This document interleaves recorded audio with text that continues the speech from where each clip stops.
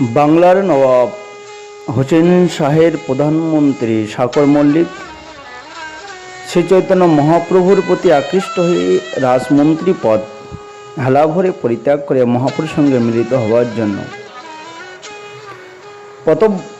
পদব্রজে বৃন্দাবন যাত্রা করেন।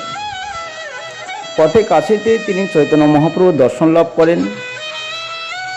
তখন অত্যন্ত বিনীতভাবে তিনি মহাপ্রভুকে প্রশ্ন করেছিলেন, প্রভু, কে আমি? কেন আমায় যারে তাপত্রায়? ইহা নাহি জানি কেমন হিত হয়। সাধ্য সাধন তত্ত্ব পুজিতে না জানি, কৃপা করে সব তত্ত্ব কহত আপনি। চৈতন্য চৈতামৃত মধ্যলীলায় বললেন। তখন শ্রী চৈতন্য মহাপ্রভু বলেছিলেন, সনাতন শ্রীকৃষ্ণের কৃপায় তুমি পূর্ণরূপে লাভ করেছ, তুমি সব তত্ত্ব জানো, তোমার তাপত্রাণ নাই। তুমি দৃঢ়ভাবে উপলব্ধি করার জন্য তুমি আমাকে এই সম্বন্ধে জিজ্ঞাসা করছো। এই বলে মহাপ্রভু সর্বপ্রথমে তার কাছে জীবতত্ত্ব ব্যাখ্যা করলেন। জীবের স্বরূপ হয় নিত্য কৃষ্ণের দাস, কৃষ্ণের তটাস্থা শক্তি ভেদাভেদ প্রকাশ। অর্থাৎ জীব তার স্বরূপে ভগবান শ্রীকৃষ্ণের নিত্যদাস, ভগবানের অন্তরঙ্গ চিৎশক্তি এবং বহিরঙ্গ মায়া শক্তির অন্তর্বর্তী তটাস্থা জীবশক্তি। এই তটাস্থা শক্তি জীব তার ইচ্ছা অনুসারে ভগবানের অন্তরঙ্গ অথবা বহিরঙ্গ শক্তিতে অবস্থান করতে পারেন। ভগবানের সঙ্গে কোনো অংশে তার অভেদ এবং কোনো অংশে তার ভেদ দৃষ্টি হয়। সেই জন্য মহাপ্রভু বললেন ভেদাভেদ প্রকাশ। সূর্যের কিরণকণা যেমন তেজরূপে সূর্য থেকে অভিন্ন, জীবও তেমন গুণগতভাবে ভগবান থেকে অভিন্ন, কিন্তু আয়তনগতভাবে ভগবান থেকে ভিন্ন। এই সরল বিশ্লেষণের দ্বারা চৈতন্য মহাপ্রভু শঙ্করাচার্যের অদ্বৈতবাদ এবং শ্রী মাধবাচার্যের ভেদাবাদ নিমিত্ত বৈদান্তিক সম্প্রদায়ের যে বিরোধ, তার সমাধান করে অচিন্ত ভেদাভেদ ভাব প্রতিষ্ঠা করলেন। শ্রীকৃষ্ণ অংশ জীব কৃষ্ণ বিমুখ হয়ে পড়ার ফলে এই জড়জগতের অধঃপতিত হয় এবং মায়ার প্রভাবে সংসার দুঃখ ভোগ করেন। কখনো যে তার পুণ্যকর্মের প্রভাবে স্বর্গে উন্নতি হয়ে সুখভোগ করেন, আবার কখনো কখনো পাপকর্মের প্রভাবে নরকে অধঃপতিত হয়ে দুঃখ ভোগ করেন। কিন্তু সাধু ও শাস্ত্রের কৃপায় যদি কৃষ্ণ উন্মুখ হয়, তাহলে তার মায়ার বন্ধন থেকে মুক্তি হয়ে নিস্তার লাভ করে। মায়ামুগ্ধ জীবের কৃষ্ণ সম্বন্ধে কোনো জ্ঞান নেই, অথচ কৃষ্ণকে না জানিলে, কৃষ্ণ উন্মুখ না হলে জড়জগতের বন্ধন থেকে মুক্ত হওয়া সম্ভব নয়। তাই কৃষ্ণ জীবকে কৃপা করে বেদ পুরাণাদি শাস্ত্র দান করলেন,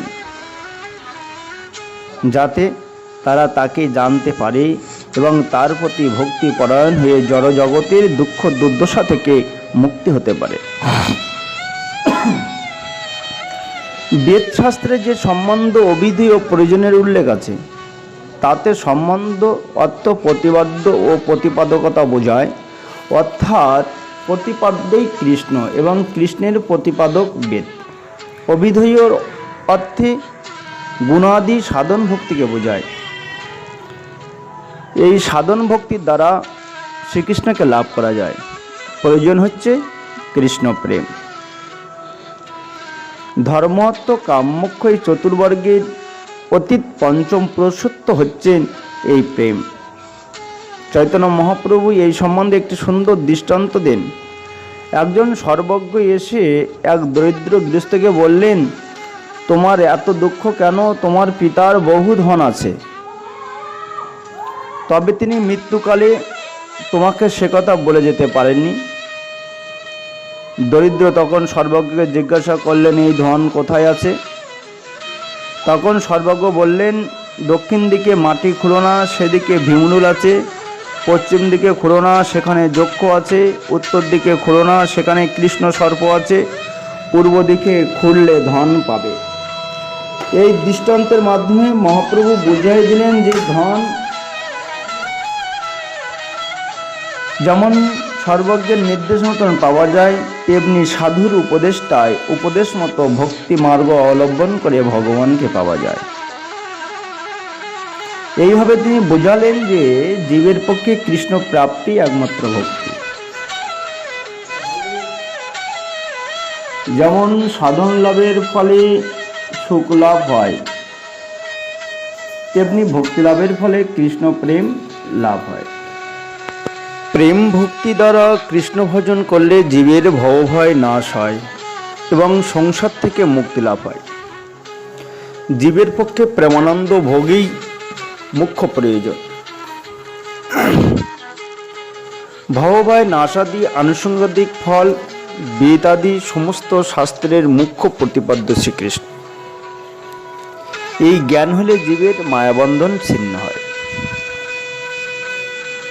শ্রীকৃষ্ণ তত্ত্ব বিশ্লেষণ করে শ্রী চৈতন্য মহাপ্রভু সনাতন গোস্বামীকে বললেন, ব্রজেন্দ্র নন্দন শ্রীকৃষ্ণ অদ্বয় জ্ঞান তত্ত্ব। তিনি স্বয়ং সর্বৈশ্বর্যপূর্ণ ভগবান, তিনি সমস্ত অবতারের অবতারী, সমস্ত রসের আধার, সর্বচিত্ত আকর্ষণ, পীতবর্ণধারী বনমালী, অপ্রাকৃত নবীন মদন। তিনি সকলের ঈশ্বর, সকলের আশ্রয় এবং সর্বকারণের পরম কারণ। অনন্ত ব্রহ্মাণ্ডে তিনি একমাত্র পতি, অনন্ত বৈকুণ্ঠে তিনি একমাত্র ঈশ্বর, অনন্ত অবতারের তিনি একমাত্র অবতারী। তিনি কিশোর শেখর, উজ্জ্বল শ্যামবর্ণ প্রাণ পুরুষ। তিনি সকলের চিত্ত আকর্ষণ, এমনকি তিনি স্বয়ং তার সৌন্দর্য মাধুর্যে আকৃষ্ট। ব্রজেন্দ্রনন্দন শ্রীকৃষ্ণ স্বয়ং ভগবান এবং অদ্বয় জ্ঞান তত্ত্ব। এই অদ্বয় জ্ঞান তত্ত্বকে তত্ত্বজ্ঞ মহাজনেরা কেউ ব্রহ্ম, কেউ পরমাত্মা, আবার কেউ ভগবান বলে উল্লেখ করেন। জ্ঞান, যোগ এবং ভক্তি সাধন অনুসারে শ্রীকৃষ্ণ সাধকের কাছে ব্রহ্ম, পরমাত্মা, আবার কেউ ভগবান বলে উল্লেখ করেন। জ্ঞান, যোগ এবং ভক্তি সাধন অনুসারে শ্রীকৃষ্ণ সাধকের কাছে ব্রহ্ম, পরমাত্মা ও ভগবান রূপে প্রকাশিত হন। সূর্য যদি হস্তপদ সমন্বিত বিশিষ্ট রূপ রয়েছে, তবু মানুষের চর্মচক্ষে সূর্যদেবের নির্বিশেষ জ্যোতিমণ্ডল রূপে প্রতিভাত হন। কিন্তু দেবতাদের দিব্যচক্ষে সূর্যদেবের সবিশেষ রূপ প্রকাশ হয়। তেমনি জ্ঞানমার্গে বিচারণশীল ব্যক্তি জ্ঞানচক্ষে শ্রীকৃষ্ণের নির্বিশেষ ব্রহ্মরূপে প্রকাশিত হন, কিন্তু ভক্তের ভক্তিচক্ষে শ্রীকৃষ্ণের সবিশেষ রূপ স্পষ্টভাবে প্রকাশিত হন। পরমাত্মা শ্রীকৃষ্ণের অংশ। আকাশস্থ এক সূর্য যেমন অনন্ত স্ফটিক প্রতিবিম্বিত হয়ে অনন্তরূপে প্রকাশ পান, তেমনি তার নিত্যধামে বিরাজমান ভগবান শ্রীকৃষ্ণ অনন্ত জীবের পরমাত্মা রূপে প্রীতিমান হন। ভক্তরাই কেবল ভগবানের পূর্ণ স্বরূপ অনুভব করতে পারেন। তারা এক বিগ্রহেতে ভগবানের অনন্ত স্বরূপ দেখতে পান। অনন্ত রূপের মধ্যে তিনটি রূপ শ্রেষ্ঠ। এই তিনটি রূপ হচ্ছে স্বয়ং রূপ, তদেকাত্মা রূপ এবং আবেশ রূপ। যে রূপ অন্য কারো অপেক্ষা করে না বা অন্য কারোর থেকে ব্যক্ত হয় না, এই আনন্দঘন ব্রজেন্দ্র নন্দন শ্রীকৃষ্ণ হচ্ছেন স্বয়ং ভগবান। স্বয়ং রূপের সঙ্গে অভিন্ন স্বরূপে বিরাজমান, কিন্তু আকৃতি বৈভবাদিতে ভিন্ন বলে প্রতিভাত হন, তাকে বলা হয় তদেকাত্মা রূপ। স্বয়ং বিলাস ভেদে দ্বিবিধ। এই সমস্ত জীবে ভগবান জ্ঞান, শক্তি আদি অংশের দ্বারা আবিষ্ট হন। সেই সমস্ত মহত্তম জীবকে আবেশ বলা হয়। ভগবানের স্বয়ং রূপ দুইভাবে প্রকাশ হয়, যথা প্রভাব এবং বৈভব। প্রভাব বিলাসে এক কৃষ্ণরসে অসংখ্য গোপীর সঙ্গে নৃত্য করেছিলেন এবং 16,000 মহিষীদের বিবাহ করে এক দেহে একসঙ্গে যুক্ত করে তাদের সঙ্গে বিহার করেছিলেন। বৈভব বিলাস একই বিগ্রহ ভিন্ন রূপে প্রকাশ হয়। বলরাম হচ্ছেন শ্রীকৃষ্ণের বৈভব প্রকাশ। তার বর্ণমাত্র ভেদ, কিন্তু তার সবই শ্রীকৃষ্ণের সমান। দেবকীনন্দন বাসুদেব হচ্ছেন বৈভব প্রকাশ। তিনি কখনো দ্বিভুজ আবার কখনো চতুর্ভুজ। যখন তিনি দ্বিভুজ তখন সেটি তার বৈভব প্রকাশ, আর যখন তিনি চতুর্ভুজ হন তখন তার প্রভাব বিলাস। স্বয়ংরূপী গোপবেশে গোপভিমান বাসুদেবের ক্ষৈত্রবেশ, আমি ক্ষৈত্র জ্ঞান ব্রজেন্দ্রনন্দনের সৌন্দর্য ঐশ্বর্য মাধুর্য, ওই বৈগন্ধের মাধুরী বাসুদেবকে পর্যন্ত আস্বাদন করিতে সতৃষ্ণ করেন। শ্রীকৃষ্ণ রূপ থেকে পৃথক রূপের নাম তদেকাত্মা রূপ, তা আবার দ্বিবিধ রূপে প্রকাশিত। বিলাস এবং স্বয়ংস, এই বিলাস রূপ নানাভাবে বিভক্ত। তার মধ্যে বাসুদেব, শঙ্কর্ষণ, প্রদ্যুম্ন ও অনিরুদ্ধ প্রধান। তাদের শ্রীকৃষ্ণের কায়ভুয়া বলা হয়। বাসুদেব চিত্ত তত্ত্ব, শঙ্কর্ষণ অহংকার তত্ত্ব, প্রদ্যুম্ন কাম তত্ত্ব এবং অনিরুদ্ধ লীলা তত্ত্ব। শ্রীকৃষ্ণের এই চারটি প্রভাব বিলাসমূর্তি।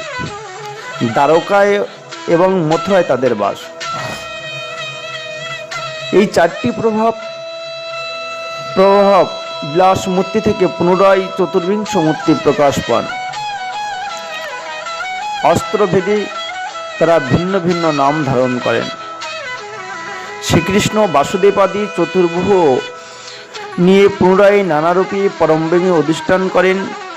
চতুর্ভুজের প্রত্যেকের তিনটি করে মূর্তি প্রকাশ করেন। বাসুদেব বিলাস মূর্তি কেশব, নারায়ণ ও মাধব। শঙ্কর্ষণের বিলাস মূর্তি গোবিন্দ, বিষ্ণু, মধুসূদন।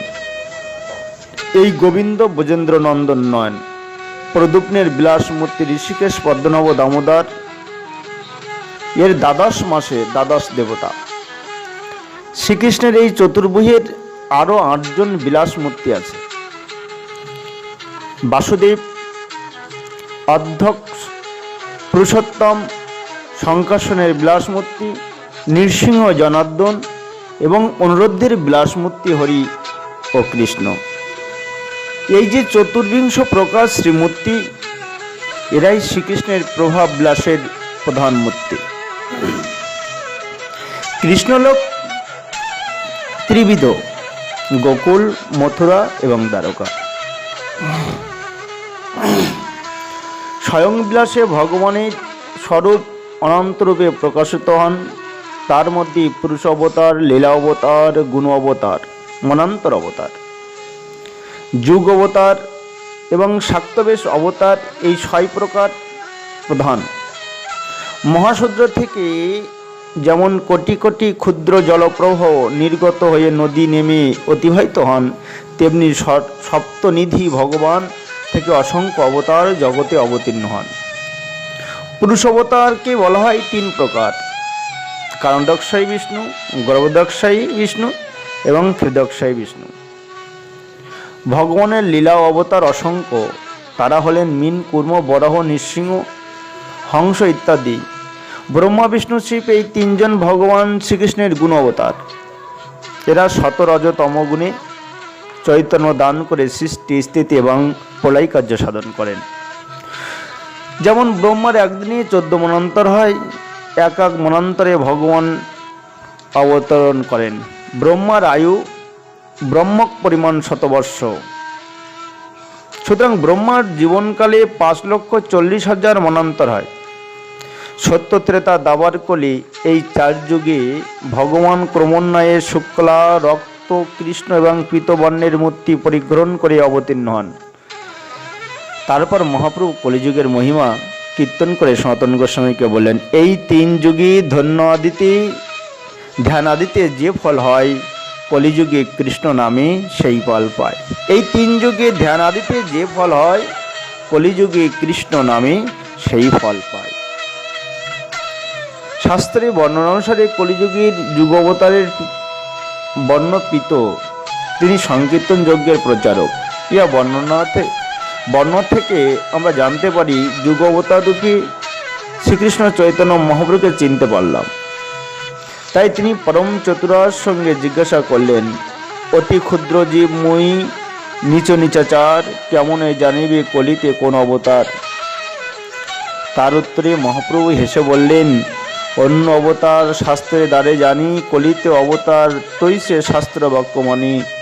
সর্বজ্ঞ মুনির বাক্য শাস্ত্র প্রমাণ, আমার সবার জীবের হয় শাস্ত্র দ্বারা জ্ঞান। অবতার নাহি কয়ে আমি অবতার, মুনি সব জানি করে লক্ষণ বিচার। সনাতন গোস্বামী তখন মহাপ্রভুর চরণে করজোড় নিবেদন করিলে বললেন, যাতে ঈশ্বর লক্ষণ পিতবর্ণ কার্য প্রেম দাতা সংকীর্তন, কলিকালে সেই কৃষ্ণ অবতার নিশ্চয় সুদৃঢ় করি কও যায়ক সংশয়। চৈতন্য চৈতামৃতে মধ্যলীলায় বললেন, কলির প্রসন্ন অবতার গৌরসুন্দর চতুর চূড়ামণি, কিন্তু তার ভক্তরা বড় চতুর। তার ভক্তরা তাকে প্রকাশ করতে সর্বদাই যত্নবান, আর তিনি প্রকাশ হইতে একেবারে নারাজ। তাই মহাপ্রভু গম্ভীরভাবে সনাতনকে বললেন, প্রভু কয়ে চতুরালী ছাড়ো সনাতন, সক্তা বেশ অবতারের শুনো বর্ণন। সনাতন গোস্বামী আর কোনো কথা বললেন না। মহাপ্রভু তখন তাকে সক্তাবেশ অবতারের কথা বলতে লাগলেন। সক্তাবেশ অবতার অসংখ্য হল গৌণ ও মুখ্যভেদে দুই প্রকার। যেমন যাতে ভগবানের কোনো বিশেষ শক্তি প্রকাশ হয়, তখন তাকে সক্তাবেশ অবতার বলে। যেমন মনুতে জ্ঞান, নারদে ভক্তি, পৃথিবীতে পালন, পরশুরামে দুষ্ট দমন। মহাপ্রভু শ্রীকৃষ্ণের বয়োধর্ম এবং নানা রহস্যের কথা বললেন। শ্রীকৃষ্ণের লীলা নিত্য প্রকার। অনন্ত ব্রহ্মাণ্ডে কালে কালে নিত্য লীলা প্রকাটিত হয়। এক ব্রহ্মাণ্ডে কৃষ্ণের জন্মলীলা থেকে আরম্ভ করে 125 বৎসরকাল লীলা পর্যন্ত প্রকাটিত হয়ে সেই ব্রহ্মাণ্ডের লীলা অপ্রকাট হয়। শ্রীকৃষ্ণের লীলায় ক্ষণকাল এক ব্রহ্মাণ্ডে প্রকাট হয়, ক্ষণান্তরে দ্বিতীয় ক্ষণ আরম্ভ হলে প্রথম ক্ষণ সম্বন্ধে লীলা অন্য ব্রহ্মাণ্ডে প্রকাট হয়। এইভাবে অনন্ত ব্রহ্মাণ্ডে শ্রীকৃষ্ণের অসংখ্য লীলা ক্রমে ক্রমে উদিত হয়ে অপ্রাকৃত হচ্ছে।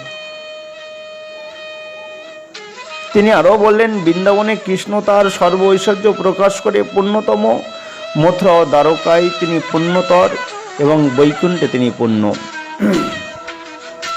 অনন্ত ঐশ্বর্য মাধুর্যপূর্ণ ভগবান শ্রীকৃষ্ণের ঐশ্বর্যের অন্ত নাই, মাধুর্যের অবধি নাই। অনন্ত লীলায় অন্ত নাই, লীলাধামের সংখ্যা নাই। ব্রহ্মা শিব সনকাদি যার অন্ত খুঁজে পায় না, ব্রহ্মাদির কি কথা সহস্র বদন। অনন্ত দেব নিরন্তর তার মহিমা কীর্তন করেও তার গুণের অন্ত পায় না। শ্রীকৃষ্ণের আবার ধাম তিনটি, মথুরা, দ্বারকা ও বৃন্দাবন। শ্রী বৃন্দাবন তার অন্তঃপুর স্বরূপ। শ্রী বৃন্দাবনেই তার নিত্য স্থিতি। পিতামাতা ও বন্ধুদের নিয়ে তিনি সেখানে মধুর লীলা সম্পাদন করেন। তার নিচে পরমব্রহ্ম বিষ্ণুলোক, সে তার বিলাসমূর্তি নারায়ণের ধাম। এই ধামে শ্রীকৃষ্ণ অনন্ত সজ্জায় নারায়ণ মূর্তিতে লক্ষ্মী সহ বিরাজ করেন। তার নিচে মহেশ ধাম, বিরজার পারে দেবী ধাম। সমস্ত বদ্ধজীবীরা সেখানে বাস করেন এবং জগৎলক্ষ্মী তা পালন করেন। ভগবানের চিৎশক্তি ত্রিপাদ বিভূতি সম্পন্ন। জড়জগৎ বা দেবী ধাম একপদ বিভূতি সম্পন্ন। ভগবানের দ্বিপদ বিভূতির বর্ণনা করা অসম্ভব। তাই চৈতন্য মহাপ্রভু ভগবানের একপদ বিভূতি ঐশ্বর্য বর্ণনা করে বললেন, একদিন ব্রহ্মা দ্বারকায় শ্রীকৃষ্ণকে দর্শন করতে গেলেন। সে কথা যখন দ্বারপাল শ্রীকৃষ্ণকে জানালেন, তখন শ্রীকৃষ্ণ জিজ্ঞাসা করলেন, কোন ব্রহ্মা? দ্বারী ফিরে এসে ব্রহ্মাকে সেই কথা জিজ্ঞাসা করলেন। তখন ব্রহ্মা বিস্মিতে হেসে দ্বারীকে বললেন, তিনি হচ্ছেন সনক পিতা চতুর্মুখী ব্রহ্মা। শ্রীকৃষ্ণকে সে কথা দ্বারী জানালেন। তখন ব্রহ্মাকে তার কাছে নিয়ে গেলেন। তখন শ্রীকৃষ্ণকে প্রণতি নিবেদন করে ব্রহ্মা তার সংশয় নিরসন করার জন্য জিজ্ঞাসা করলেন, আমি ছাড়া জগতে আর কোনো ব্রহ্মা রয়েছে কি প্রভু? ব্রহ্মার সেই কথা শুনে কৃষ্ণ তখন ধ্যান করলেন এবং তৎক্ষণিক অসংখ্য ব্রহ্মা সেখানে উপস্থিত হলেন। তাদের কারোর 10টি মুখ, কারোর 20টি মুখ, কারোর 100টি মুখ, কারোর বাবা আবার 1000 মুখ। এইভাবে অযুত লক্ষ কোটি অর্বুদ মুখ সম্পন্ন ব্রহ্মরা সেখানে এলেন। লক্ষ কোটি বদন সম্মানিত রুদ্ররা এলেন, লক্ষ কোটি নয়ন সম্পন্ন ইন্দ্ররা এলেন। তাহা দেখে ব্রহ্মা মহা ফাপড়ে পড়লেন। তার মনে হলো তিনি অসংখ্য হাতিদের মধ্যে একটিমাত্র ক্ষুদ্র মশার মতন। ভগবানের ঐশ্বর্য বর্ণনা করতে করতে মহাপ্রভু কৃষ্ণ স্মৃতি হলো। ভগবানের মাধুর্যে তার হৃদয় অপ্লুত হলো। তিনি তখন সনাতন গোস্বামীকে বললেন, শ্রীকৃষ্ণের যত লীলা রয়েছে তার মধ্যে সর্বোত্তম নরলীলা। সেই লীলায় তার গব্যে হতে বংশীধারী নবকিশোর নটবর সেই রূপে এক কণা ত্রিভুবন প্লাবিত করে সমস্ত প্রাণীকে আকর্ষণ করে। শ্রীকৃষ্ণের অসামান্য রূপের এমনই চমৎকারিতা যে তা স্বয়ং শ্রীকৃষ্ণই বিস্ময় উৎপন্ন করেন এবং তা আস্বাদন করার জন্য শ্রীকৃষ্ণের আকাঙ্ক্ষা বৃদ্ধি পায়। শ্রীকৃষ্ণের রূপ এমনই মনোহর যে তা অপ্রাকৃত জগতের সমস্ত গুণী ও দেবতাদের কি কথা। ব্রহ্মাণ্ডের উপরে পরমব্রহ্মাদি নারায়ণাদি কৃষ্ণ স্বরূপে মন বলপূর্বক হরণ করেন। বেদে যে লক্ষ্মীগণকে একমাত্র পতিব্রতা শ্রমণী বলে উল্লেখ করেছেন, তারাও শ্রীকৃষ্ণের সৌন্দর্যে আকৃষ্ট হয়ে কৃষ্ণের পাদপদ্ম অভিলাষ করেন। তিনি তার সখাদের সঙ্গে বৃন্দাবন যখন গোচারণ করেন, তার বংশীধ্বনি শুনে স্থাবর জঙ্গমাদি সমস্ত প্রাণী পুলকিত হন, কম্পিত হয় এবং তাদের চোখ দিয়ে অশ্রু ঝরে পড়ে। কৃষ্ণের গলদেশে যে মুক্তার হার আছে তা শুভ্র ককশ্রাণীর মতো, কৃষ্ণের শিরদেশে যে ময়ূর পাখা আছে তা ইন্দ্রধনুর মতো এবং তার পীতবসন বিদ্যুতের মতো। কৃষ্ণ যেমন নবমেঘ সাদৃশ্য, গোপিকারা যেন জগতের শস্যরাশি সাদৃশ্য। এই শস্য নিশ্চয়ের উপরে মেঘের বাড়ি বর্ষণের মতো কৃষ্ণ তার লীলামৃতধারা বর্ষণ করে গোপিকাদের মধ্যে জীবনের সঞ্চয় করেন। সর্বৈশ্বর্যপূর্ণ ভগবান ভাগবত তার সার হচ্ছে মাধুর্য। এই মাধুর্য কেবল ব্রজেই প্রচারিত হয়েছে। বাসুদেব ব্যাসদেবের পুত্র সুখদেব শ্রীমদ্ ভাগবত স্থানে স্থানে তা বর্ণনা করেছেন। এই মহান বিভূতি এবং ভক্তের চরিত কথা শ্রবণ করে ভক্তের হৃদয়ে আনন্দে নৃত্য করে। চৈতন্য মহাপ্রভু সনাতন গোস্বামীকে অভিধেয় তত্ত্ব শিক্ষা দিয়ে বললেন, কৃষ্ণ ভজনের নাম অভিধেয় ভক্তি। এই ভজন ব্যতীত জীবের কোনো গতি নাই। মুক্ত জীবের শ্রীকৃষ্ণের সেবা ভিন্ন অন্য কোনো কিছুই কামনা নাই, অর্থাৎ কর্ম যোগ জ্ঞান এরা ভক্তির মুখ নিরীক্ষণ করতে আসে। এদের সাধনের ফল অত্যন্ত তুচ্ছ। কৃষ্ণ ভক্তির সাহায্য ব্যতীত এরা নিজ নিজ ফল দিতে অসমর্থ। এদের একেবারেই নিজের থেকে ফল দেওয়ার সামর্থ্য নাই। সে সম্বন্ধে নারদমুনি ব্যাসদেবকে বললেন, নিরুপাধি শুদ্ধ ব্রহ্মজ্ঞান হরিভক্তি রহিত বলে ফল প্রসূত হয় না।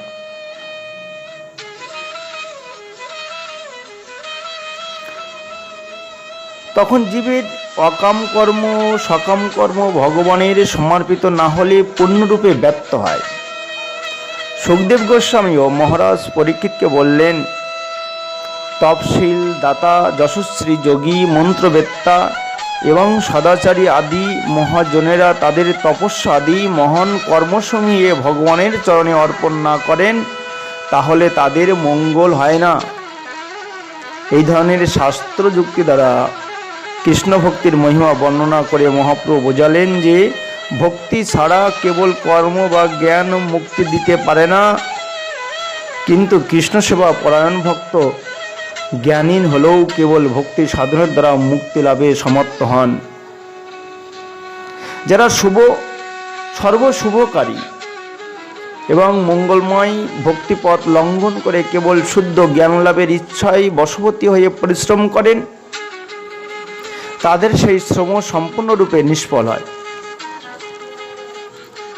জীব যখন ভুলে যায় সে কৃষ্ণের নিত্যদাস, তখন তার মায়া তার গলায় ত্রিগুণের শৃঙ্খল পরিয়ে আবদ্ধ করে রাখেন।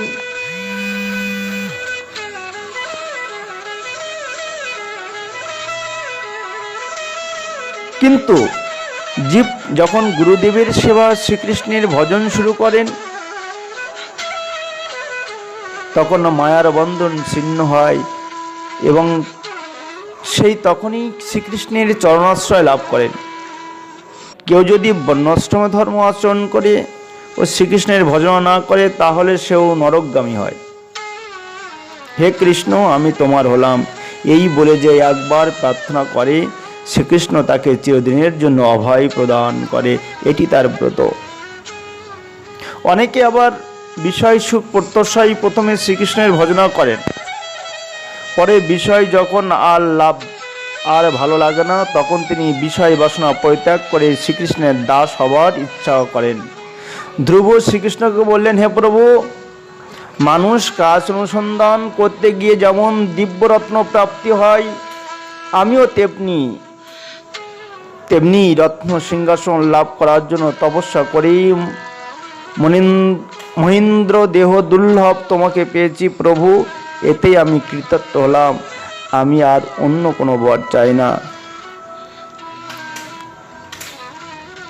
মহাপ্রভু তারপরে সাধুসঙ্গের প্রভাব বর্ণনা করে মহাপ্রভু বললেন, নদীর স্রোত ভাসমান কাষ্ঠখণ্ড যেমন দৈবযোগে কূলে এসে উপস্থিত হন, তেমনি সংসার সমুদ্রে ভাসতে ভাসতে কোনো ভাগ্যবান জীব যদি ভগবানের চরণে ভক্তি লাভ করতে পারেন, তাহলে তিনি এই ভবসাগর পার হতে পারেন। ভগবানের কৃপায় তখন তার সংসার বাসনা দূর হয় এবং সাধুসঙ্গ লাভ পায়। সাধুসঙ্গের প্রভাবেই ভগবানের রতি জন্মায়, রতি জন্মালেই তার সদ্গতি লাভ হয়। ভগবানের কৃপার ফলে জীবের ভাগ্য সৎসঙ্গ লাভ হয় এবং তার কৃপায় সদ্গুরু লাভ হয়, যিনি গুরু এবং অন্তর্যামী রূপে সেই সমস্ত ভাগ্যবান জীবের হৃদয়ে প্রবেশ করে ভক্তি শিক্ষা দান করেন। মহতের কৃপা